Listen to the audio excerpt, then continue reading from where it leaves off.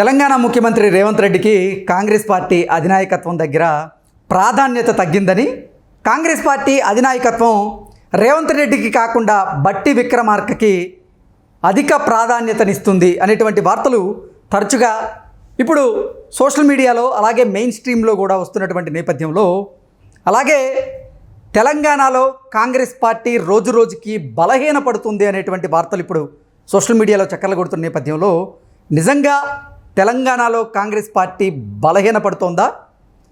Congress party అధినాయకత్వం రేవంత్ రెడ్డికి కాకుండా బట్టి విక్రమార్కకు ప్రాధాన్యత ఇస్తుందా?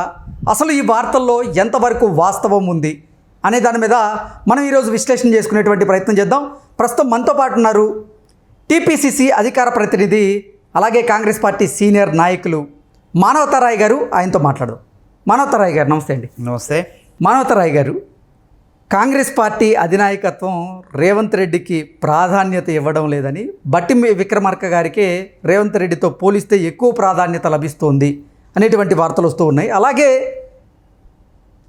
రోజు రోజుకి కాంగ్రెస్ పార్టీ తెలంగాణలో బలహీనపడుతుంది అనేటువంటి వార్తలు ఇప్పుడు ఊపందుకున్నాయి. ఏంటి కారణం ఏంటి? అవి తప్పుడు ప్రచారాలు, పుకార్లు, గిట్టని వాళ్ళైనటువంటి, అంటే రేవంత్ రెడ్డి కాంగ్రెస్ ప్రభుత్వం మీద ఏలెత్తి చూపటానికి అంశాలు లేవు. 2,91,159 కోట్ల బడ్జెట్లో రైతన్నల కోసం, అన్నదాతల కోసం దేశంలో ఏ ప్రభుత్వం చేయని విధంగా ఒక రాష్ట్ర ప్రభుత్వం 72,000 కోట్లు ఖర్చు చేసిందంటే ఇంకా విమర్శించడానికి అవకాశం ఉంటుందా? ప్రతిపక్షాల నోళ్లకు తాళం వేసిండు కాబట్టి రేవంత్ రెడ్డి గారు ఈ బట్టి రేవంత్ రెడ్డి అనే వివాదాన్ని వాళ్ళు కావాలని తీసుకొస్తున్నారు. వాళ్ళు హాయిగా ఉన్నారు ఇద్దరు. హైకమాండ్ కూడా ఇద్దరిని సమదృష్టితో చూస్తుంది. ప్రోటోకాల్ ప్రకారం ముఖ్యమంత్రి, తర్వాత ఉప ముఖ్యమంత్రి, ముఖ్యమంత్రి ఎక్కువైనప్పటికీ తర్వాత ఉప ముఖ్యమంత్రి, వీళ్ళిద్దరు కూడా రెండు కళ్ళు లాంటివి కాంగ్రెస్ ప్రభుత్వానికి. 2 చేతులు 2 కాళ్ళు, ఇద్దరు కూడా జోడెద్దులు లెక్క ఈ కాంగ్రెస్ ప్రభుత్వం అనేటువంటి రథాన్ని ముందుకు తీసుకుపోయి ప్రజలకు సంక్షేమ పథకాలు, ఇచ్చిన వాగ్దానాలు నెరవేర్చే విధంగా వాళ్ళు పనిచేస్తున్నారు. ఇంకా విమర్శించిన నిరుద్యోగ సమస్య కూడా వాళ్ళు పాపం ఏదో ఏలుబెట్టి గెలకాలని చూశారు. దాన్ని కూడా నోళ్లు మూయించను మేము. ఏ విధంగా జాబ్ క్యాలెండర్ అనేది, నేను గత నిరుద్యోగ జేఏసీ పెట్టి కేసీఆర్ ప్రభుత్వం మీద 10 ఏళ్ళు కొట్లాడింది కూడా ఎందుకు? ఫస్ట్ డిమాండ్ మాది, నిరుద్యోగుల డిమాండ్ చిరకాల వాంఛ జాబ్ క్యాలెండర్. ఆ జాబ్ క్యాలెండర్ కూడా అసెంబ్లీలో ప్రవేశపెట్టి చట్టబద్ధం చేశారు. యూపీఎస్సీ అంటే యూనియన్ పబ్లిక్ సర్వీస్ కమిషన్ చైర్మన్తో రేవంత్ రెడ్డి గారు, ఉత్తమ్ కుమార్ రెడ్డి గారు, నీటిపారుదల శాఖ మంత్రులు ఇద్దరు కలిసి కూర్చొని 3 గంటల సేపు భేటీ అయిపోయి, నా తెలంగాణ బిడ్డల్ని, వాళ్ళని ఉద్యోగస్తులను చేయాలి, గతంలో విధానాల వల్ల గందరగోళం, లీకేజీలు, 16 ప్రశ్నాపత్రాలు లీకేజీలు, తద్వారా నష్టపోయారు. లీకేజీలు లేకుండా పారదర్శకంగా, వేగవంతంగా కొలువులు ఇవ్వాలనే తాపత్రయంతో జాబ్ క్యాలెండర్ తీసుకొచ్చారు. పారదర్శకంగా, వేగవంతంగా అంటే అసలు గందరగోళం, హయోమయం వల్ల నిరుద్యోగ మానసిక కుంగుబాటుకు గురవుతారు. ఏ పరీక్ష ఏ రోజు ఉంటుంది అంటే ప్రణాళికాబద్ధంగా కూడా ఉండదు అనమాట. అంటే ఇప్పుడు ఏంటంటే జాబ్ క్యాలెండర్ ఏంటంటే ముళ్ళ కంచెను, ముళ్ళబాటను తొలగించి ఒక రాజమార్గాన్ని నిరుద్యోగికి వేయటం అనమాట. చక్కగా చదువుకోవడానికి, ప్రశాంతంగా చదువుకోవటానికి ఒక మంచి మార్గం అనమాట. నేను చెప్పింది కాదు, నిన్న మాజీ ఎమ్మెల్సీ ప్రొఫెసర్ నాగేశ్వర్, మా జర్నలిజం డిపార్ట్మెంట్ రిటైర్డ్ ప్రొఫెసర్, ఆయన మేధావి, ఆయన కూడా జాబ్ క్యాలెండర్ వల్ల ప్రయోజనాలు ఉన్నాయి, ఈ అశోక్ నగర్లు నిరుద్యోగుల కూడలుగా మారుతున్నాయి. అంటే గతంలో ఈ జాబ్ క్యాలెండర్ వేయటం వల్ల చక్కగా ప్రణాళికాబద్ధంగా నిరుద్యోగి అనేవాడు ఏ ఎగ్జామ్ రాయాలో ఆ ఎగ్జామ్ కోసం 2 సార్లు 3 సార్లు ప్రయత్నం చేసి, ఒకవేళ రాకపోతే అంతకన్నా మెరుగైన జీవితం కోసం, ఉద్యోగం కోసం ప్రయత్నం చేస్తాడు. వేరే చోట ప్రభుత్వంలోనో ప్రైవేట్లోనో ఇంకెక్కడైనా ప్రయత్నం చేసుకుంటాడు. ఈ మెస్సుల్ని, అశోక్ నగర్లో ఉన్నటువంటి మెస్సుల్ని బాగు చేసే విధంగా ఉన్నది గతంలో, ఇప్పుడు ఆ విధంగా ఉండదు. నిరుద్యోగికి ప్రయోజనం చేకూరే విధంగా ఈ జాబ్ క్యాలెండర్ ఉందని చెప్పి ఆయన మాట్లాడటం జరిగింది. అందరూ మేధావులు, అందరూ ప్రశంసిస్తున్నారు. ఇక్కడ కూడా నిరుద్యోగ అంశంలో ఏలు పెడదామన్నా ఇక్కడ కూడా వాళ్ళు చేయగాలి. ఏం చేయాలి? కడుపు మండి గ్యాస్ వచ్చి కడుపు నిండా గ్యాస్ చేయాలి, ఏదో ఒకటి మాట్లాడాలి. కాబట్టి బట్టి విక్రమార్క, రేవంత్ రెడ్డి ప్రాధాన్యత హైకమాండ్ ఇస్తుంది. హైకమాండ్ అందరినీ, కాంగ్రెస్ పార్టీలో ఉన్నటువంటి చిన్న కింది స్థాయి కార్యకర్త వరకు కూడా ఒకే రకంగా ఉంటుంది. నువ్వు సోనియా గాంధీని వెళ్ళి కలవచ్చు, ఏదైనా చేయొచ్చు, చెప్పుకోవచ్చు, అవకాశం ఉంటుంది. ప్రాంతీయ పార్టీ లాగా ఒక్కడే ఉండడు ఇక్కడ, ఉమ్, ఒక్కడే పెత్తనం ఉండదు, ఒక్కడే నియంతృత్వం ఉండదు, పోకడు ఉండదు. ఉమ్, ఇక్కడ బహునాయకత్వం ఉంటుంది కాంగ్రెస్ పార్టీలో. ఈ బహునాయకత్వం వల్ల సమిష్టి నిర్ణయాలు తీసుకొని రాష్ట్రానికి మేలు చేస్తున్నారు. ఇది నచ్చక ఈ విధంగా ఆరోపణలు చేస్తున్నారని నేను కొట్టిపారేస్తాను. ఓకే. అంటే అసలు రేవంత్ రెడ్డి తన సీఎం పదవికి గండం ఉందని భావించారని, అందుకే బీఆర్ఎస్ ఎమ్మెల్యేలను ఆయన కాంగ్రెస్ పార్టీలోకి తీసుకుంటున్నారు అనేటువంటి ఆరోపణలు ఆయన మీద బలంగా వస్తున్నాయి. గతంలో మనం చూసుకున్నట్లయితే బీఆర్ఎస్ భవన్ మీద వాళ్ళ కాకి గాంధీ భవన్ మీద వాలడానికి వీల్లేదు అంటూ చెప్పినటువంటి కాంగ్రెస్ పార్టీ నాయకులు ఇప్పుడు బీఆర్ఎస్ ఎమ్మెల్యేలనే సంతలో పశువుల్లాగా కాంగ్రెస్ పార్టీలోకి చేర్చుకొని వాళ్ళని కొంటున్నారు అనేటువంటి ఆరోపణలు మీ మీద వస్తూ ఉన్నాయి. దీన్ని ఎలా చూడాలి మనం? కాంగ్రెస్ పార్టీలో ఎమ్మెల్యేలు బీఆర్ఎస్ ఎమ్మెల్యేలు చేరుతున్నారు, బలవంతంగా చేర్చుకోవటం లేదు. చూడండి, గతంలో కేసీఆర్ ప్రభుత్వం అనవసరంగా అవసరం లేకపోయినా కాంగ్రెస్ పార్టీ అనేది ఉంటే తన మనుగడ కష్టం భవిష్యత్తులో. అంటే ఇప్పుడు కాంగ్రెస్ పార్టీకి బీఆర్ఎస్ ఎమ్మెల్యేల అవసరం ఉందని మీరు చెప్పనండి అంటే మనుగడ కష్టం అని చెప్పేసి కాంగ్రెస్ పార్టీలో 12 మంది ఎమ్మెల్యేలను గుంజుకోవడం జరిగింది. వాళ్ళ నయానో భయానో రకరకాల కేసులో బెదిరించి. కానీ ఇక్కడ అట్లా కాదు. పార్లమెంట్ ఎన్నికలు జరిగిన తర్వాత బీఆర్ఎస్ నాయకులు అంతర్మతంలో పడ్డారు. ఈరోజు 39 మంది ఎమ్మెల్యేలు కూడా చాలా మంది ఇది మునిగిపోయే పడవ, దేంట్లో ఉంటే మనం మునిగిపోతాం, ఒడ్డు చేరలేము, ప్రజల్ని ఒడ్డు చేర్చలేము అని చెప్పి భయాందోళనలో వాళ్ళు ఏం చేస్తున్నారంటే, వాళ్ళు కూడా మనకు తెలుసు కదా రాజకీయంగా, కాబట్టి వాళ్ళు ఏంటంటే ఓహో మనం ఇందులో ఉంటే పడిపోతాం, కాంగ్రెస్లో చేరదాం అని చెప్పి తన నియోజకవర్గాలను అభివృద్ధి చేసుకోవాలి, లేకపోతే రాజకీయంగా సమాధి అవుతారు కాబట్టి అని వాళ్ళు కూడా ఈ అభివృద్ధిలో భాగస్వామ్యం కావాలని చెప్పి చేరుతున్నారు. గత చేరికలకి బీజేపీలో వేరే రాష్ట్రాల్లో కర్ణాటకలో బడగొట్టారు, 25 మంది ఎమ్మెల్యేలను తీసుకున్నారు, పేరుకే రాజీనామా చేపించారు. ఏమైంది? తర్వాత బుద్ధి చెప్పారు బీజేపీకి. కేసీఆర్ ప్రభుత్వానికి కూడా అట్లే బుద్ధి చెప్పారు, నువ్వు చేసిన లంగా పని, తప్పు పని, అందుకే నీకు బుద్ధి చెప్తున్నా, మళ్ళీ కాంగ్రెస్ అధికారం చెప్తాను. కానీ ఇక్కడ ఏంది, మేమేంది మరి మీరు గతంలో బీఆర్ఎస్ కాంగ్రెస్ పార్టీ ఎమ్మెల్యేలు తీసుకున్నప్పుడు ఆరోపణలు చేసినటువంటి నేపథ్యంలో మీరు కూడా అదే తప్పు చేస్తున్నారు కదా. ఈ చేరికలకి నక్కకి నాగలోకానికి ఉన్న తేడా ఉంది. ఎలా? అక్కడ బెదిరించి బ్లాక్మెయిల్ చేసి అసలు అవసరం లేకపోయినా చేర్చుకొని అసలు రాష్ట్రం మొత్తం అప్పుల దివాలా ఎక్కడ అభివృద్ధి జరిగింది చెప్పండి? అంటే బీఆర్ఎస్ చేస్తే తప్పు, కాంగ్రెస్ పార్టీ చేస్తే ఒప్పు. అది మేమేమంటున్నాం, వాళ్ళు చేసిన తప్పని కాదు. ఇక్కడ ఎమ్మెల్యేలు మేము వచ్చి చేరతామంటే, ఇప్పుడు పోచారం శ్రీనివాస్ రెడ్డి గారు లాంటి నాయకుడు ఉండు, ఆయన మేము చేరతామని చెప్పి కబుర పంపగా వెంటనే పోయి ముఖ్యమంత్రి గారు వెళ్ళి కడవలు కప్పారు. కానీ ఇక్కడ ఎక్కడ కూడా ఏ ఎమ్మెల్యే తప్పులు, అవినీతి కానీ బ్లాక్మెయిల్ కానీ చేయలేము. మేము గుర్తుపెట్టుకోండి, చేయకుండా వాళ్ళే వచ్చింది. వాళ్ళు ఏంటంటే ఇక్కడ పార్లమెంట్ ఎన్నికల్లో పతనమైంది బీఆర్ఎస్ పార్టీ, 14 స్థానాల్లో ఘోర వైఫల్యం, డిపాజిట్లు కూడా రాలేదు. కాబట్టి ఎమ్మెల్యే ఉంటాడు చెప్పండి? భవిష్యత్తు మీద వాళ్ళకు కూడా ఉంటది కదా, అంచనాలు ఉంటాయి కదా ఈ పార్టీలో ఉంటే. మనం అంటే మీరు గతంలో అంటే ఇందాకే ఒక మాట అన్నారు, గతంలో బీఆర్ఎస్ పార్టీకి అవసరం లేకపోయినప్పటికీ కాంగ్రెస్ పార్టీ ఎమ్మెల్యేలను బీఆర్ఎస్లోకి తీసుకుంది అంటూ మీరు ఇందాక ఒక వ్యాఖ్య చేసినటువంటి నేపథ్యంలో ఇప్పుడు కాంగ్రెస్ పార్టీకి బీఆర్ఎస్ పార్టీ ఎమ్మెల్యేల అవసరం ఉందా, అందుకే కాంగ్రెస్ పార్టీ బీఆర్ఎస్ పార్టీ ఎమ్మెల్యేలను తీసుకుంటుందా? నేను స్పష్టంగా చెప్తున్నా, కాంగ్రెస్ పార్టీకి అవసరం లేదు. ఎమ్మెల్యేలే తమ భవిష్యత్తును వెతుక్కుంటూ అటు బీజేపీ కేంద్రంలో అధికారంలో ఉన్న ఆ పార్టీ వైపు పోకుండా కాంగ్రెస్ పార్టీ యొక్క సంక్షేమ పథకాలు అన్ని అమ్ముతున్నాయి. రైతు అన్నదాతలకు ఉద్యమాలు లేకుండా చేసిన అన్నదాతలు ఆ కడుపు నింపినాం 72,000 కోట్లు పెట్టి. నిరుద్యోగుల అడిగినట్టు డిమాండ్ల మేరకు జాబ్ క్యాలెండర్ ఇచ్చినాం, వాళ్ళు పోస్ట్ పోన్ చేయమంటే పోస్ట్ పోన్ చేసినాం, చర్చలు జరిపినాం. ఇవన్నీ చూశారు. ఇక సమస్యలే లేవు, ఉద్యమాలే లేవు. ఏ ఉద్యమం చేసినా దాన్ని ఏం చేస్తాను, అణచివేయట్లే, చూస్తున్నాం, గౌరవిస్తున్నాం, పరిష్కరించే దిశగా వాళ్ళతో చర్చలు జరుపుతున్నాం. ఇవన్నీ చూసిన తర్వాత వాళ్ళకు కూడా ఒక నమ్మకం వస్తుంది కదా, మళ్ళీ ఒక 10 ఏళ్ళు కాంగ్రెస్ పార్టీ అధికారంలో ఉంటది, బీజేపీ ఇప్పట్లో అంత సీన్ లేదు తెలంగాణలో అని చెప్పి వాళ్ళే స్వచ్ఛందంగా వచ్చి చేరుతున్నారు. ఇప్పుడు మొన్న అసెంబ్లీ లాబీలో కృష్ణమోహన్ రెడ్డి గారు గద్వాల ఎమ్మెల్యే, ఆయన ఏదో అసెంబ్లీలో వాళ్ళందరూ కూర్చుంటే అందరు కలుస్తుంటారు ముఖ్యమంత్రిని, బీఆర్ఎస్ అసెంబ్లీ చర్చలు జరిగేటప్పుడు అందరు కదా, పార్టీలు ఏముంటాయి, అసెంబ్లీ అనేది ప్రజల కోసం జరిగేటువంటి సభ. అది ఆ సభలో ఆయన బీఆర్ఎస్ నుంచి గెలిచి కాంగ్రెస్ పార్టీలోకి వచ్చిన ఎమ్మెల్యే, ఆయన మళ్ళీ ఇప్పుడు కాంగ్రెస్ పార్టీని వదిలి బీఆర్ఎస్ లోకి వెళ్ళారా? వెళ్ళిండని ప్రచారం చేశారు. కానీ ఆయన మళ్ళా నేను వెళ్ళలేదు, నేను కాంగ్రెస్ తోనే ఉన్నా అని చెప్పి ఆయన చెప్పడం జరిగింది. కాబట్టి మాకు బలవంతంగా వాళ్ళని గుంజుకొని మా దగ్గర కూర్చోబెట్టుకోవాల్సినటువంటి గత్యంతరం జాతీయ పార్టీలకు ఉండదు. మరి మీకు అవసరం లేకపోతే బీఆర్ఎస్కి చెందినటువంటి ఎమ్మెల్యేలను కాంగ్రెస్ పార్టీలో ఎందుకు తీసుకుంటున్నారు? నేను చెప్పిన కదా, మేము తీసుకోవటం లేదు. ఇప్పుడు మీరు సరే, వారే మీరు బలవంతం చేయట్లేదు, వారే మీ పార్టీలో చేరాలని వస్తున్నారు, మరి ఎందుకు తీసుకుంటారు? వాళ్ళు చేరని వచ్చినప్పుడు తీసుకుంటాం కదా. ఇప్పుడు రాజ్యాంగబద్ధంగా మేము ఏం చేస్తాం, విలీనం అనే ప్రక్రియ ఉంది. ఇప్పుడు 10 మంది ఎమ్మెల్యే వస్తారు, రేపు 15 మంది వస్తున్నారు, అది కూడా చెప్తున్నా. ఓ 15 మంది వచ్చిన తర్వాత రేపు విలీనం అవుతుంది.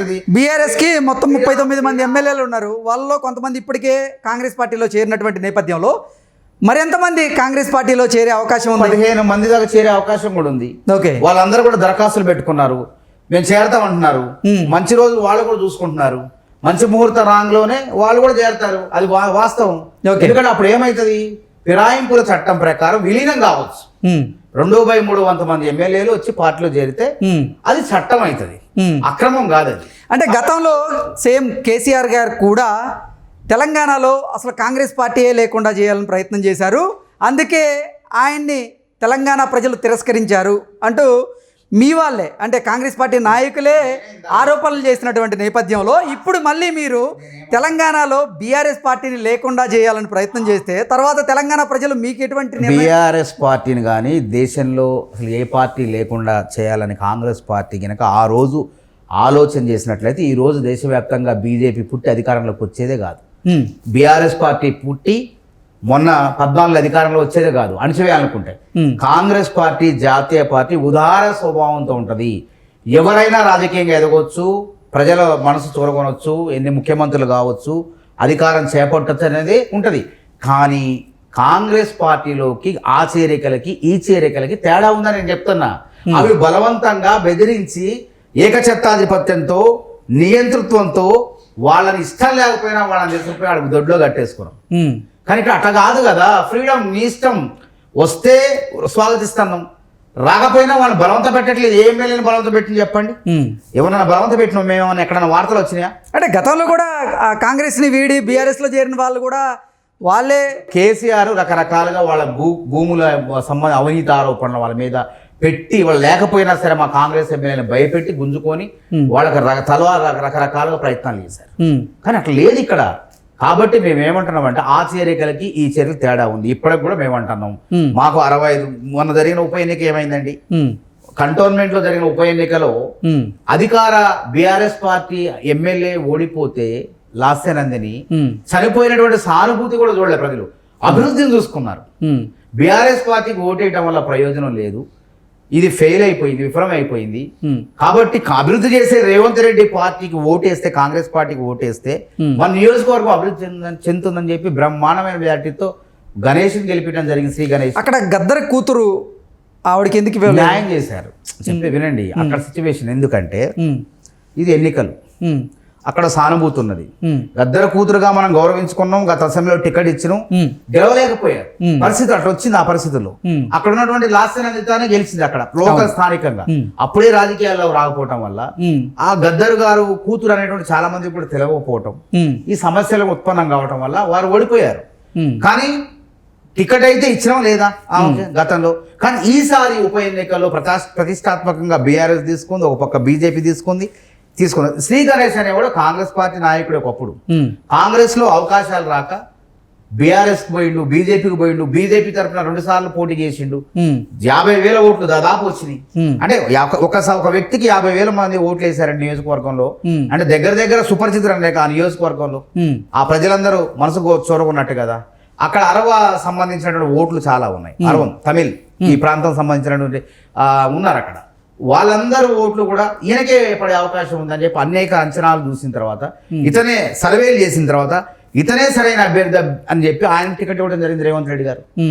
అట్లనే గెలవడం జరిగింది లేదు. రేపు పొద్దున కూడా అదే కాంగ్రెస్ పార్టీతో ఒకవేళ మీద కుట్ర పెడితే బీజేపీ లేదు కుట్రలు చేసో కుతంత్రాలు చేసో రేపు మళ్ళా ఎలక్షన్ ఉప ఎన్నికలు తీసుకొచ్చినా కాంగ్రెస్ అభ్యర్థులే గెలుస్తారు. ఎందుకంటే ప్రజల్లో ఉన్నాం, నిరుద్యోగుల్లో ఉన్నాం, ఉద్యోగుల్లో 1వ తారీఖు జీతాలు ఇస్తున్నాం. ఆ ప్రభుత్వం ఇవ్వగలిగిందా? జాబ్ క్యాలెండర్ ఇవ్వలేదు, రైతు రుణమాఫీ చేయలేదు, ఏది కూడా సక్రమంగా చేయలేదు. అంచెలంచెలుగా రుణమాఫీ చేసింది. ఏకకాలంలో 2 లక్షల రుణమాఫీ చేసి సుమారు 35 లక్షల మందికి లబ్ధి చేకూర్చబోతాం. ఇప్పుడు 1,50,000 వరకు అయింది. రేపు 15వ తారీఖుకి మొత్తం 2 లక్షల రుణమాఫీ కూడా పూర్తయింది. 35 లక్షల మంది పైసలకు దీన్ని లబ్ధి పొందారు. మానవతరాయ్ గారు, తెలంగాణ అసెంబ్లీ ఎన్నికల సమయంలో కాంగ్రెస్ పార్టీ కొన్ని హామీలను ఇచ్చింది. ఆ హామీలని నెరవేర్చలేకపోతుంది అంటూ కూడా ఇప్పుడు బీఆర్ఎస్ పార్టీకి చెందినటువంటి ప్రముఖులు మీ మీద ఆరోపణలు చేస్తూ ఉన్నారు. నిజంగా అంటే మీరు ఇచ్చినటువంటి హామీలు అన్నీ అమలవుతున్నాయా? ప్రధానంగా మేము ఇచ్చిన హామీలు కూడా అమలు అవుతున్నాయి. కొన్ని ఉన్న వాటిని కూడా క్రమక్రమంగా చేసుకుంటూ తప్పకుండా ప్రతి ఇచ్చిన వాగ్దానాన్ని కూడా కాంగ్రెస్ పార్టీ నెరవేరుస్తుంది. మాట ఇచ్చిందంటే మడమ తప్పనటువంటి ప్రభుత్వం. అసలు దేశవ్యాప్తంగా రైతులకు రుణమాఫీ అని అప్పుడు సోనియా గాంధీ గారి హయాంలో, మన్మోహన్ సింగ్ ప్రభుత్వంలో మేమంటే నవ్వారు అందరు. ఈ బీజేపీ వాళ్ళు, కమ్యూనిస్ట్ వాళ్ళు సైతం ఇది ఎట్లా సాధ్యం అన్నారు. సాధ్యం కానిది మేము సాధ్యం చేసి చూపించినాం. అది కాంగ్రెస్ ప్రభుత్వం అంటే. అందుకే నేను ఏమంటున్నా, అన్ని పథకాలు కూడా అవుతున్నాయి, అమలు అవుతున్నాయి. నేను అబద్ధం చెప్పండి, లెక్కలతో వచ్చిన దమ్ముంటే సవాల్ విసురుతున్నా మీ వైల్డ్ లైఫ్ ఛానల్ ద్వారా. మేము ఇచ్చిన హామీలు గృహజ్యోతి 200 యూనిట్లు అన్నామా పేద వర్గాల వాళ్ళకి ప్రతి ఇంటికి. అంటే 200 యూనిట్ల దాని మీద మీరు ఎన్నికల సమయంలో క్లారిటీ ఇవ్వలేదు. క్లారిటీ ఇవ్వకుండా ప్రజల దగ్గర నుంచి ఓట్లు దండుకున్న తర్వాత మాట మార్చారు. టర్మ్స్ అండ్ కండిషన్స్ అప్లై, దరఖాస్తు ప్రతి లబ్ధిదారుడికి దరఖాస్తు పెట్టుకోమని చెప్పినాం. వారి దేనికి అర్హులు మొత్తాన్ని కూడా చూసినాం. ఇక్కడ దాదాపు ఈ యొక్క గృహజ్యోతి పథకం ద్వారా 200 యూనిట్లు ఉచితంగా పొందే వాళ్ళు ఎంతమంది అంటే 45,76,000 మందికి మేము ఇస్తున్నాం. వాళ్ళ లబ్ధి ఇప్పుడు ఎంతవరకు పొందారంటే 635 కోట్లను వాళ్ళ ఖాతాలో వేసినాం, వాళ్ళ విద్యుత్ బాధలు పడకుండా. 200 యూనిట్ కన్నా ఎక్కువ వస్తే మనకు సంబంధం లేదు. 200 యూనిట్ లోపు వచ్చిన వాళ్ళకి 635 కోట్లు చెల్లించరు. ఇది మా ఘనత. చాలా మంది తెలవక దమ్ముంటే రమ్మనండి, తప్పని చెప్పమనండి. నేను ఆర్ట్స్ కాలేజ్ దగ్గర వచ్చి వాళ్ళు ఏ శిక్ష వేస్తారో ఆ శిక్షను నేను భరిస్తా. నేను మరి ఒకవేళ ఇది నిజమైతే వాళ్ళు మరి నేను శిక్ష వేస్తా, దానికి వాళ్ళు సిద్ధమా అని చెప్పి నేను వాళ్ళు సవాల్ విసురుతున్నా. 45 లక్షల మంది లబ్ధిదారులు గృహజ్యోతి ద్వారా. అదే విధంగా ఫ్రీ బస్సు, ఉచిత బస్సు 60 కోట్ల మంది దాటారు ఇప్పటికే. ఇప్పుడు ఈ నెలకి ఇంకా దాటొచ్చు. వాళ్ళకి కేటాయించిన ఆర్టీసీ నష్టాల్లో ఉన్న దాని లాభాలు ఈ ఫ్రీ బస్ ద్వారా తీసుకొస్తాను. 2,143 కోట్ల 143 కోట్లను వాడికి కేటాయించను. వాళ్ళు ఎక్కిన 0 టికెట్ తీసుకొని బస్సు ఎక్కితే వాళ్ళకి ప్రభుత్వం డబ్బులు ఇస్తుంది. 2,143 కోట్లు వాళ్ళ ఖాతాలో వేసినాం మేము, ప్రభుత్వ ఆర్టీసీ ఖాతాలో. ఇంకా నష్టాల్లో లేదు, అది కూడా లాభాలు బాట పడుతుంది. అదే విధంగా మహాలక్ష్మి 500 గ్యాస్ పథకం, ఏది సబ్సిడీ, ఇది ఎంత మందికి చేరింది? 42,90,000 మందికి చేరింది. కానీ ఎన్నికల సమయంలో మీరు ఇచ్చిన హామీ ఏంటి దీని మీద? నేను చెప్పేది ప్రతి ఒక్కరు నేను చెప్తాను కదా. నేను చూసిన ఎవరైతే ఇప్పుడు సంక్షేమ పథకాలు అనేవి ఎవరైతే పేదవాళ్ళు ఉన్నారో, దారిద్ర్య రేఖకు దిగువన ఎవరైతే ఉన్నారో వాళ్ళ కోసమే సంక్షేమ పథకాలు. 100 కోట్లు ఉన్నోడు. కానీ మధ్యతరగతి వారు మీరు ఇచ్చినటువంటి హామీలను నమ్మి మీకు ఓట్లేసిన వాళ్ళ పరిస్థితి ఏంటి? ఇందులో ఈ 500 గ్యాస్ పథకంలో 42,90,000 మందిలో మధ్యతరగతి వాళ్ళే ఎక్కువ ఉన్నారు. మధ్యతరగతి వాళ్ళే ఉన్నారు, మేము అన్ని చూసినాం. అంటే ఎన్నికల సమయం ఇప్పుడు బీఆర్ఎస్ నాయకులు చేస్తున్నటువంటి ఆరోపణ ఏంటంటే ఎన్నికల సమయంలో ఏమో అర్హులైన వారికి మాత్రమే ఈ ఉచిత గ్యాస్ సిలిండర్లు ఇస్తామని చెప్పాలి. అసలు వాళ్ళకి అది కూడా చేయలే కదా. ఇప్పుడు చెప్పుకోవాల్సి వస్తే వాళ్ళకి జాబ్ క్యాలెండర్ వేయడం చేతకాలే. అందుకే కదా తెలంగాణ ప్రజలు వాళ్ళని తిరస్కరించింది. అందుకే కదా మేము తిరస్కరించకుండా మరొకసారి మమ్మల్ని మీరే ప్రభుత్వం, మీరే కావాలి, మీరే ఉండాలి అనే విధంగా మేము పరిపాలిస్తున్నాం. నేను ఉత్తగా మాట్లాడట్లే, లెక్కలతో గణాంకాలతో వచ్చింది, నేను ఉత్తగా రావట్లే. గాల్లో పేక మీద దమ్ముంటే నాకు సవాల్ ఇస్తాను, రమ్మానండి. అదే విధంగా అయిపోయిందా 168 కోట్లు కేటాయించిన ఇప్పటికి, ఇంకా పెరుగుతుంది. ఇది సబ్సిడీ మహాలక్ష్మి పథకం, ఇది మరి హామీనే కదా, మేము ఇచ్చిన హామీనే కదా, చెప్పండి గ్యారంటీలో భాగమే కదా. ఇంకొకటి రైతు భరోసాకు కూడా సుమారు అంటే 15,000 కోట్లు ఈ బడ్జెట్ లో 72,000 కోట్లు రైతులకు, 2,91,159 కోట్ల బడ్జెట్ లో 72,000 కోట్ల రైతులకి రుణమాఫీకి 31,000 కోట్లు పోగా 15,000 కోట్లను ఈ నెక్స్ట్ రేవంత్ రెడ్డి గారు అమెరికా నుంచి తిరిగి రాగానే ఆగస్టు 15 తర్వాత రుణమాఫీకి పూర్తి అయిన తర్వాత రైతు భరోసా పైన కూడా మేము మార్గదర్శకాలు ఇచ్చి నిజమైనటువంటి రైతులకు, వ్యవసాయం చేసే రైతులకు, భూస్వాములకు కాదు, రైతులకు, చిన్నకారు రైతులు ఎవరైతున్నారో వాళ్ళందరికి కూడా భరోసా ఇవ్వబోతున్నాం. 15,000 కోట్లు కేటాయించి 69,86,519 మంది రైతులకు. మా దగ్గర లెక్క ఉన్నది, గణాంకాలు ఉన్నాయి, బరాబర్ చేస్తాం. ఆల్రెడీ బడ్జెట్ లో కేటాయించడం. గతంలో ఏం చేశారు మీకు చెప్తా, వాళ్ళ బడ్జెట్ ఎంత కేటాయించారు, బీసీకి ఎంత కేటాయించారు, ఎంత ఖర్చు పెట్టారు, ఎంత మోసం చేశారు, మేము రాంగ్లో ఎంత ఎంత ఎంత బడ్జెట్ కేటాయించాం, ఎంత ఖర్చు పెట్టబోదో చెప్తున్నాం. ఆ విధంగా ఆ పథకం అయిపోతే ఇంకా మనకు ముఖ్యంగా మనం చెప్పుకోవాల్సింది రైతు బీమా కూడా. రైతు బీమాకు 1447 కోట్లు కేటాయించినాం. దాన్ని మేమే పాలసీలు కడుతున్నాం. దాని ద్వారా 41 లక్షల మంది రైతులకు లాభం జరగబోతుంది రాష్ట్రంలో. ఇంత మంచి చక్కగా చేసుకుంటా పోతుంటే ఇంకా ఎక్కడ అమలు చేయలేదంటారు చెప్పండి. అవి ఉత్తమ అంటే తెలంగాణలో చదువుకుంటున్నటువంటి ప్రతి విద్యార్థినికి ఎలక్ట్రిక్ స్కూటర్లు అందజేస్తా అన్నారు. ఇప్పటి వరకు దానికి సంబంధించినటువంటి సమాచారం బయటికి రాలేదు అంటూ అండి. రైతు భరోసా కింద ఇక్కడ మేము మొత్తం చేయూత కింద 14,820 కోట్లు ఇందిరమ్మ ఇళ్లకు చెప్పిన 4.5 లక్షల నిన్న రెవెన్యూ మంత్రి మరి పొంగులేటి శ్రీనివాస్ రెడ్డి గారు భూపాలపల్లిలో చెప్పిండు మేము ప్రారంభిస్తాం 4.5 లక్షలు ఇల్లు కడతాం. వాళ్ళు కట్టిండ్రా? డబల్ బెడ్రూమ్ ఇల్లు కడతా అని చెప్పి ఎట్లా మోసం చేసిర్రు. 2,70,000 సుమారు కడుతున్నారు. 1 లక్ష ఇల్లు కూడా పూర్తిగా కొంత లబ్ధిదారులు ఇప్పటికి కూడా ఎదురు చూస్తున్నారు. కేసీఆర్ గారు వ్యవసాయ క్షేత్రాన్ని ముట్టడిస్తున్నారు. మా సంగతి ఏందని. కాబట్టి ఇందిరమ్మ ఇళ్లకు 7,740 కోట్లు, మహాలక్ష్మి ఆర్టీసీలో మొత్తం 4,000 కోట్లు కేటాయించడం. ఆర్టీసీ మొత్తం అన్ని విధాల గృహజ్యోతి మొత్తం బడ్జెట్ ఉచిత విద్యుత్ పథకానికి 2,418 కోట్లు. ఇప్పుడు ఇందాక చెప్పిందేమో అప్పటి వరకు ఖర్చు పెట్టింది. అప్పటి వరకు వాళ్ళ ఖాతాలో వేసింది మొన్నటి వరకు ప్రతి నెల. ఇదేంటంటే మొత్తం ఒకేసారి బడ్జెట్ ఎంత నెలకి ఏడాదికి ఎంత అవుతుంది? 2,418 కోట్లు. భూమి లేని కార్మికుల రైతులకు 12,000 సంవత్సరానికి. అది కూడా అన్నాగో ఉపాధి హామీ కూలీలకు ఎగిరిపోతారు భూమి లేని వాళ్ళు.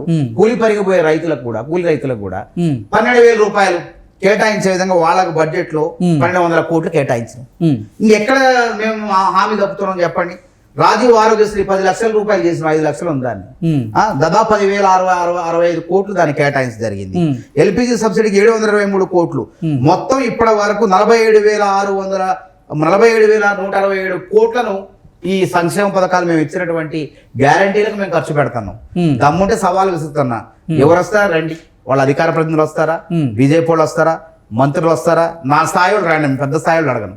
ఎక్కువ వాళ్ళ కించపరచాలని కాదు. మీరు ఉత్తగా కాకి నోటితో ఇష్టం వచ్చినట్టు మాట్లాడటం కాదు. సరైనటువంటి గణాంకాలతో రండి. ఆర్టీఐ సమాచార హక్కు చట్టం మేమే తీసుకొచ్చాం 2006లో. ఆ చట్టం ద్వారా దరఖాస్తు మేము ఈ లెక్క దొడ్డిదారులు మూసేయలే, వెబ్సైట్లు మూసేయలే. మీరు దరఖాస్తు చేసుకోండి, ఆ చిట్టా తీసుకురండి. ఆ చిట్టా ఈ చిట్టా సరిపోకపోతే అప్పుడు మాట్లాడదాం. ఇంకంతే. అన్నీ అమలవుతాయి. ఇంకా ఇంకెక్కడ ఉన్నాయి వాళ్ళకి మాటలు లేవు, మాట్లాడటానికి విమర్శించడానికి నోరే రావట్లేదు. కాకపోతే మా బతుకు వాళ్ళ ఉనికి కాపాడుకోవడానికి ఏదో రకంగా కాంగ్రెస్ పార్టీ మీద మాటలు అనే ప్రయత్నం చేస్తున్నారు. కాబట్టి ఇది కాంగ్రెస్ ప్రభుత్వం. దీని ఇష్టం వచ్చినట్టు దాచుకోటాలు, దోచుకోటాలు, ఏక వ్యక్తి నడిపిటాలు ఉండవు ఇందులో. కాబట్టి ఏదైనా పారదర్శకంగా ఉంటుంది. ప్రతిదీ పారదర్శకంగా ఉంటుంది. క్యాబినెట్లో ఆమోదాలు ఉంటాయి. క్యాబినెట్లో మెజారిటీ వాళ్ళు తిరస్కరిస్తే అది కాదు. అక్కడ ముఖ్యమంత్రి ఏం చెప్తాడు సంతకాలు డమ్మీలు మంత్రులంతా. కానీ ఇక్కడ మంత్రులు డమ్మీలు కాదు. మంత్రులు కూడా వాళ్ళ యొక్క నిర్ణయాలని, వాళ్ళ యొక్క ఆలోచనల్ని చెప్తే అందరు కలిసి సమిష్టిగా ముఖ్యమంత్రి రేవంత్ రెడ్డి గారి నాయకత్వంలో ప్రజలకు ఉపయోగపడే విధంగా నిర్ణయాలు తీసుకుంటారు. ఇది కాంగ్రెస్ ప్రభుత్వం. అందుకే ఇన్ని సంవత్సరాలైనా సరే ఓటములు గెలుపులు చూసుకుంటూ ప్రజలకు సేవ చేసుకుంటూ పోతుంది. రేపు కేంద్రంలో కూడా చూసారు, దగ్గరకు వచ్చినాం మొన్న. తెలంగాణలో కాంగ్రెస్ పార్టీ ప్రభుత్వంలో మంత్రుల మధ్య సమన్వయ లోపాలు ఉన్నాయి. మంత్రులకి ఒకరంటే ఒకరికి పడడం లేదు. ఒకరి శాఖలో మరొకరు వేలు పెట్టేటువంటి పరిస్థితి ఉంది అంటూ కొన్ని వార్తలు వస్తున్నాయి. వాటి మీద మీ విశ్లేషణ? తప్పది. నేను చెప్తాను కదా, అందరికీ సమన్వయం ఉంది. సమన్వయం ఉండబట్టే ఈ కాంగ్రెస్ ప్రభుత్వం అనే బండి సంక్షేమ పథకాలను మోసుకుంటూ ప్రజలకు. ఎక్సైజ్ శాఖలో పొంగులేటి శ్రీనివాసరెడ్డి గారు వేలు పెడుతున్నారు, అది జూపల్లి గారికి నచ్చడం లేదు అనేటువంటి వార్తలు వస్తున్నటువంటి. జూపల్లి గారు చెప్పారా మీకు? ఆయన కొన్ని వార్తలు వస్తున్నాయి, వాటిని మనం ఎలా విశ్లేషణ కొట్టిపడేయాలి మనం. ఏవో వార్తలు వచ్చినట్టే గిట్టనోడు ఎవడో ఏదో ఒకటి ఇట్లా వేస్తాడు. దాన్ని వాస్తవంగా మనకు తెలుసాడు. జూపల్లి ఇద్దరు మంచి మిత్రులు, పొంగులేటి శ్రీనివాసరెడ్డి గారు. వాళ్ళు ఏలిందుకు పెడతారు, కాలు పెడతారు, ఇద్దరు సహకరించుకుంటారు, పరస్పరం సహకరించుకుంటారు. ఇప్పుడు జూపల్లి గారితో పొంగులేటి శ్రీనివాసరెడ్డి గారికి అవసరం ఉంటుంది. పొంగులేటి శ్రీనివాసరెడ్డి గారు రెవెన్యూ శాఖ కీలకమైన శాఖ. మరి జూపల్లి గారికి అవసరం ఉండదా?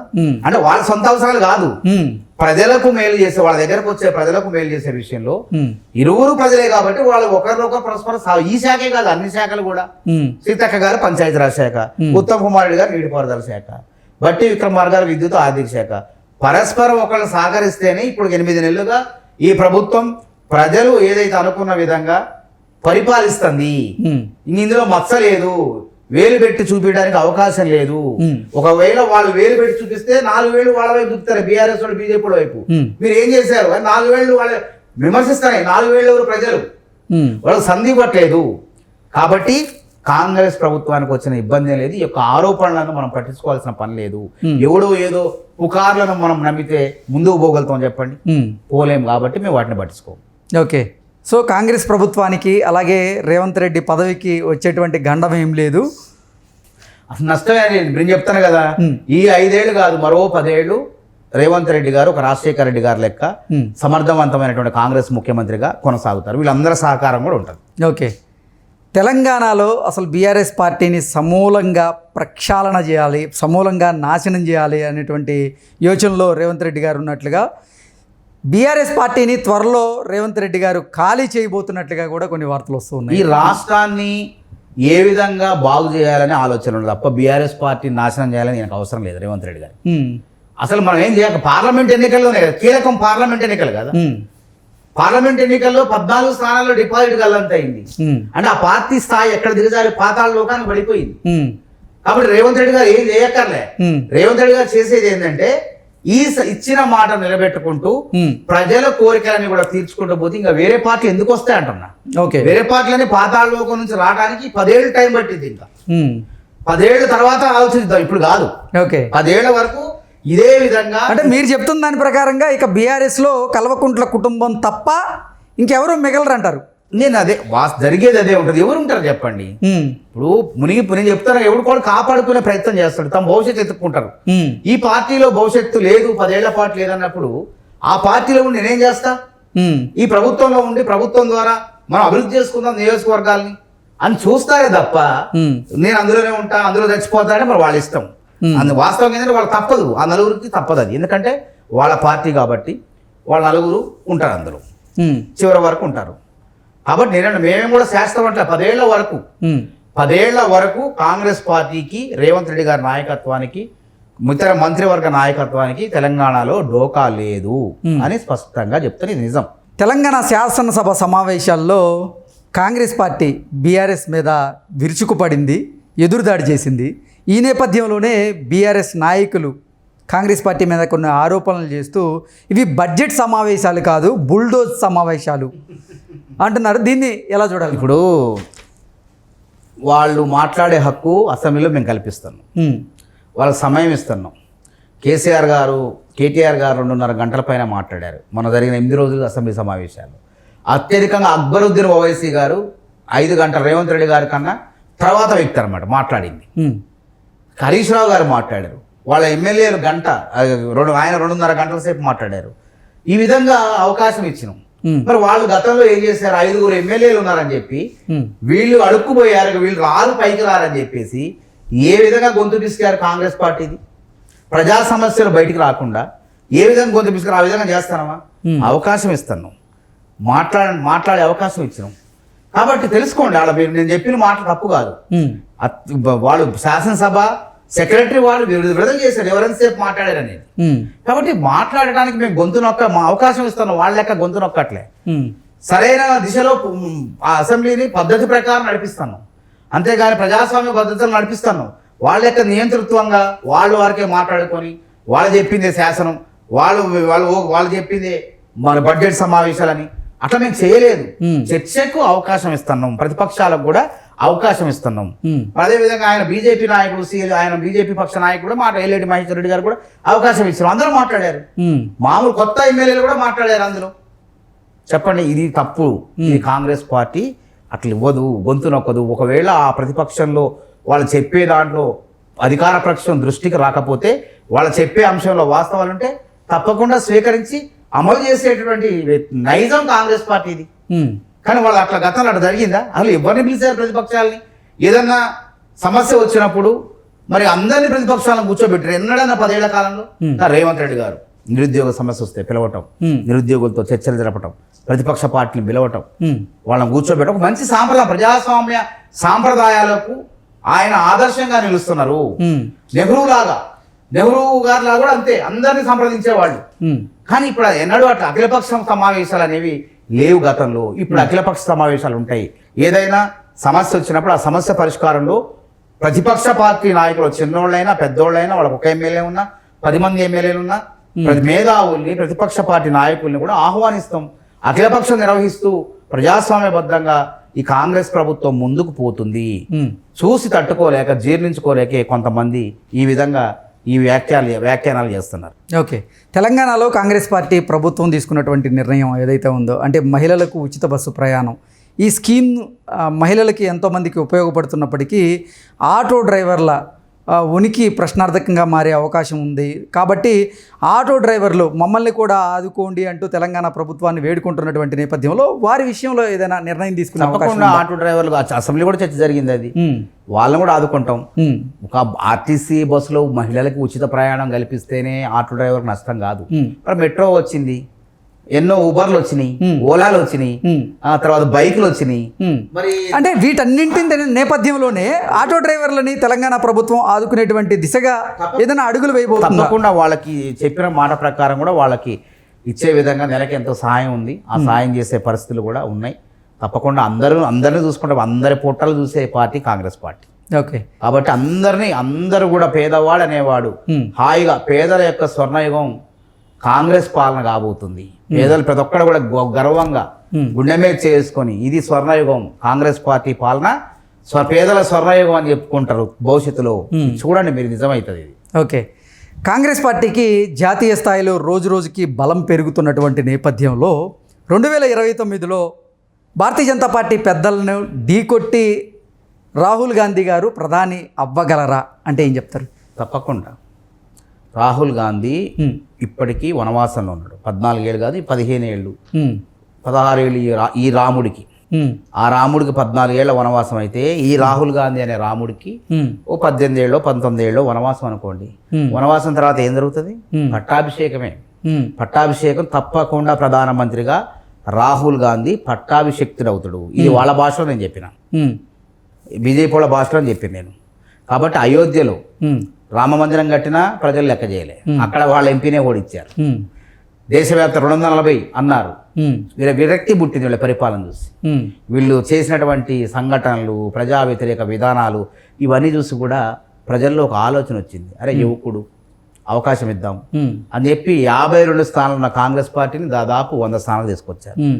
దాదాపు 200 పైచిలుకు స్థానాల్లో డి అంటే ఢీ కొట్టింది బీజేపీని. ఏ పార్టీ కొట్టలే. మళ్ళా నువ్వా నేనా అని తలపడే విధంగా కాంగ్రెస్ పార్టీ పోటీ ఇచ్చింది, సరే ఓడిపోయింది.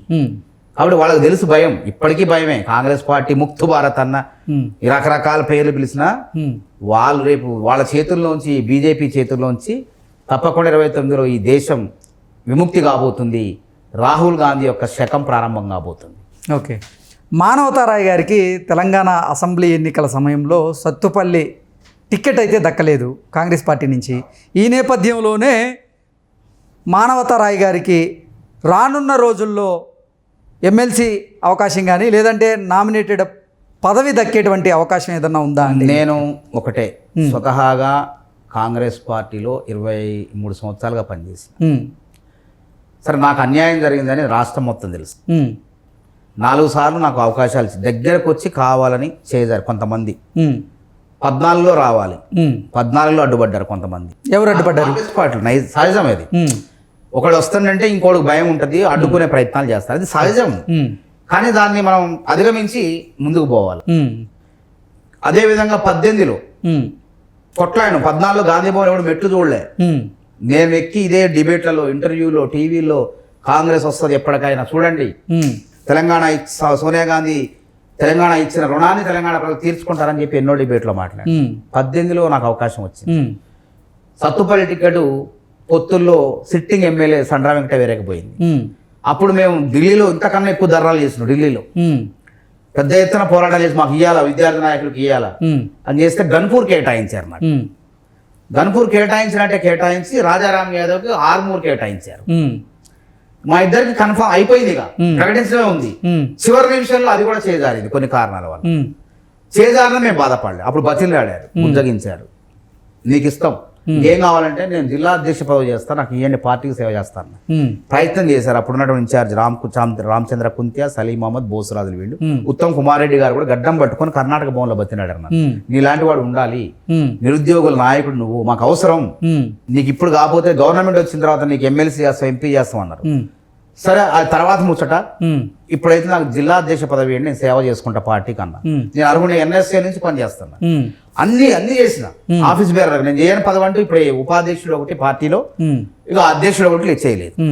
ఎన్ఎస్ఏలో ఆఫీస్ బేరర్ చేసిన, జిల్లా కార్యదర్శి నుంచి స్టేట్ జనరల్ సెక్రటరీ చేసిన, తర్వాత యూత్ కాంగ్రెస్ లో సెక్రటరీ చేసిన, స్టేట్ జనరల్ సెక్రటరీ చేసిన, తర్వాత బొత్స గారి నాయకత్వంలో ఆ రోజు కూడా జాయింట్ సెక్రటరీ సంయుక్త కార్యదర్శిగా పనిచేసిన, ఆ తర్వాత పొన్నాల గారు వచ్చిన తర్వాత అధికార ప్రతినిధిగా పనిచేసిన, అధికార ప్రతినిధి 9 ఏళ్ళు ఉత్తమ్ కుమార్ రెడ్డి గారు వచ్చినప్పుడు కంటిన్యూ అయినా, మళ్ళీ అధికార ప్రతినిధితో పాటు ఉత్తమ్ కుమార్ రెడ్డి గారు అప్పుడు నాకు టికెట్ చేయకపోవడం వల్ల 18లో జిల్లా అధ్యక్షుడు కుదరకపోతే మళ్ళీ రాష్ట్ర ప్రధాన కార్యదర్శి, కీలకమైన పదవి, ఆ పదవి ఇచ్చారు, సంతోషపడ్డా, సేవ చేసిన. మళ్ళీ రేవంత్ రెడ్డి గారు వచ్చిన తర్వాత అదే పదవి నన్ను వరించింది, జనరల్ సెక్రటరీ, మళ్ళీ 2వ అయినా. కానీ టికెట్ అనేది నాకు దగ్గరకు వస్తుంటే కొంచెం దూరం జరుగుతుంది. అది కలత చెందిన చివరి మూమెంట్. అంటే 2023లో మరి మీకు టికెట్ దక్కకుండా ఉండడానికి కారణం ఏంటి? ఇక పేర్లు అవన్నీ మనం చెప్పిన కదా, రాజకీయంలో అట్లే ఉంటుంది. ఒకడు వస్తానంటే ఇంకోటి అడ్డుకునే ప్రయత్నాలు చేస్తారు, జరుగుతుంటది, అది కామన్. సార్ నా టైం రాలేదు అనుకుంటాను నేను, ఒకళ్ళు నిందించడం ఎందుకు, ఇంకా ఎక్కువ కష్టపడాలేమో. సరిపోని ఇప్పుడు తెలంగాణలో కాంగ్రెస్ పార్టీ అధికారంలో అయితే ఉంది. ఈ నేపథ్యంలోనే మానవతారాయికి ఎమ్మెల్సీ పదవి కానీ లేదంటే నామినేటెడ్ పోస్టులు కానీ దక్కే అవకాశం ఉందా? ఏదో ఇప్పుడు నా కష్టానికి దగ్గర ప్రతిఫలం అధిష్టానం, కాంగ్రెస్ అధిష్టానం గుర్తిస్తుంది. అందుకే కాంగ్రెస్ పార్టీ ఎప్పుడు కూడా ఇప్పుడున్న నా సహచర మిత్రులందరూ కూడా చైర్మన్లు అయ్యారు. తప్పకుండా అవకాశం వస్తుంది, రాకుండా అయితే పోదు. మనం గ్రౌండ్లో ఉండి ఆట ఆడుతుంటే క్యాచ్ కూడా పట్టొచ్చు, సిక్సర్ కొట్టొచ్చు, అవుట్ కావచ్చు, అన్ని చేయొచ్చు, ఏదంటే చేసుకోవచ్చు. కాబట్టి గ్రౌండ్లో ఉన్నాం మనం, పార్టీ కోసం ఇప్పటికే పనిచేస్తాను. మన జరిగిన నిరుద్యోగ సమస్య ఒక ఉవ్వెత్తున ఎగిసిపడింది. ఆ ఎగిసిపడిన ఉద్యమాన్ని నేను ప్రవేశించి కొంతవరకు నిరుద్యోగుల్ని ఓదార్చి వాళ్ళని సంయమనం పాటించేలా ఆ ఉద్యమాన్ని కొంచెం వాళ్లకు చెప్పి నచ్చజెప్పి వాళ్ళు చక్కగా పుస్తకాలు పట్టుకొని చదువుకునే విధంగా నా ప్రయత్నాలు నేను చేసిన. ఎందుకంటే గత 10 ఏళ్ళు పోరాటం చేసిన. పోరాటం చేయనోడు చెప్తే వినరు, పోరాటం చేసినోడు చెప్తే నిరుద్యోగులకు అర్థమయ్యే విధంగా వాళ్ళ బాధను అర్థం చేసుకొని చెప్పి దాదాపు ఎన్ని ఫోన్లు అటెండ్ చేసినట్టే వాళ్ళే చెప్తారు నాకు. నా మెసేజ్లు నేను ఫోన్ నేను చూపి అబద్ధం చెప్పను, వాళ్ళు పెడుతుంటారు నాకు. మీరు మీ నాయకత్వంలో మీరు చెప్పబట్టి మేము విన్నామన్నా అని ఏదో గంట కోసం చెప్పట్లే, మీరు చెప్పింది వాస్తవం మాట్లాడతారు, ఏదైనా మీ మాటను మేము విన్నాం. మీకు అంటే చాలా మంది మీరు 2014 నుంచి కాంగ్రెస్ పార్టీలో టికెట్ కోసం ప్రయత్నం చేస్తున్నారు, మీకు ఇప్పటివరకు అయితే టికెట్ రాలేదు. మరి బీఆర్ఎస్ పార్టీ మీకు అవకాశం ఇచ్చేలాగా మీతో ఎప్పుడైనా సంప్రదింపులు చేసింది? అంటే బీఆర్ఎస్ పార్టీ నాకు 18లోనే కేసీఆర్ గారు శతాబ్ది ఉత్సవాలు అప్పుడు ఉస్మానియా యూనివర్సిటీకి వస్తే అక్కడ నిరుద్యోగ ఉద్యమాన్ని నేను ఎట్లా పతాక స్థాయికి తీసుకుపోయాను, ప్రభుత్వాన్ని గడగడలాడి. కేసీఆర్ గారు రావాలంటే భయపడి పరిస్థితి అక్కడ వచ్చినా నోరు మీద పడలేకపోయారు. ప్రణబ్ ముఖర్జీ గారు వచ్చి మాట్లాడారే కానీ కేసీఆర్ గారు ముఖ్యమంత్రి గారు మాట్లాడలేకపోయారు. దీనికి కారణం ఏందని చెప్పి వాళ్ళ దగ్గర అప్పుడు పిడమర్తి రవి, బాలకా సుమన్ వీళ్ళంతా తిరుగుతుంటే ఆ మానవతరాయి గారిని ఒక్కడిని తీసుకురండి రవి, అంత తలకాయ నొప్పి అవుతుంది మనకి, మీరు ఎందుకు మీ పదవులు ఇచ్చింది ఎందుకని చెప్పి వాళ్ళని మాట్లాడటం జరిగింది. అక్కడ ఉన్నటువంటి విద్యార్థి నాయకులు నాకు నా అభిమానులు కొంతమంది నాకు విషయం చెప్పడం జరిగింది. అప్పుడు నన్ను కూడా తర్వాత నాకు ఆహ్వానం వచ్చింది, సారు వ్యవసాయ క్షేత్రానికి పిలుస్తుంటారు రాండి, మీకు ఏదో కార్పొరేషన్ చైర్మన్ ఇస్తారట, మీరు కష్టపడుతున్నారట బాగా అని చెప్పంటే నేను తిరస్కరించిన. నాకు వద్దు, మీ జెండా బట్టిన వాళ్ళకి ఇవ్వండి, నాకు ఇట్టి పరిస్థితులు అవసరం లేదు, నా పార్టీ నాకు అవకాశం కల్పిస్తుంది అన్న. అట్లే ఉన్నా. కానీ చివరిలో నాకు అవకాశం రాలేదు. అప్పుడు అడిగి నేను ఏం చేసిన, మీకు అంటే మీ స్టూడియో కూడా వైల్డ్ లైఫ్ కూడా తెలవాలి, చివరి 13వ లిస్టులో నా పేరు మాయమయ్యేసరికి ఆవేదన కలిసి ఇంట్లో కూర్చున్నా. కాంగ్రెస్ నుంచి నన్ను ఎవరు కూడా బుజ్జగించారు, కనీసం మాట్లాడలే. 40 కేసులు ఉన్నాయి, చర్లపల్లి చెంచల్ కూడా జైల్లో ఉన్నా. నా నిజంగా భూ కబ్జాల కేసులు అయితే బాగుండేది, ఆ భూ కబ్జాల ద్వారా కోట్లు గడించే ఉండేవాడిని, ఆ టిక్కెట్లు సరిపోయి డబ్బులు కూడా చూపించుకునేవాడిని. నిజాయితీగా నిరుద్యోగుల పక్షాన కొట్లాడటం వల్ల 4 సార్లు జైలుకు పోయినా నిరుద్యోగ ఉద్యమంలో. పోలీసులే కక్ష కట్టి హత్యా ప్రయత్నం కేసులు పెట్టారు మా మీద. ఆ 40 కేసుల్లో నేను జైలుకు పోయి నన్ను ఎవడు పట్టించుకోలేదు. పార్టీకి నా శక్తి, నేను కష్టపడిన చెమట చుక్కలు అధికారంలో. రేపు అధికారం రాబోతుందని 10 రోజుల ముందు కూడా డిబేట్ ఇట్లా చాలా ఏబిఎన్ కానీ చాలా పెద్ద పెద్ద ఛానల్లో చెప్పింది నేను, మేము గెలుస్తున్నాం, మాదే ప్రభుత్వం, రేవంత్ రెడ్డి ముఖ్యమంత్రి అని చెప్పింది రేవంత్ రెడ్డి కావాలి పిసిసి ప్రెసిడెంట్ అయితేనే అధికారంలోకి వస్తుంది కాంగ్రెస్ పార్టీ అని చెప్పిన తొలి వ్యక్తి నేను కాంగ్రెస్ పార్టీకి జనరల్ సెక్రటరీగా బయటకు వచ్చి తద్వారా చాలా మంది నొచ్చుకున్నారు.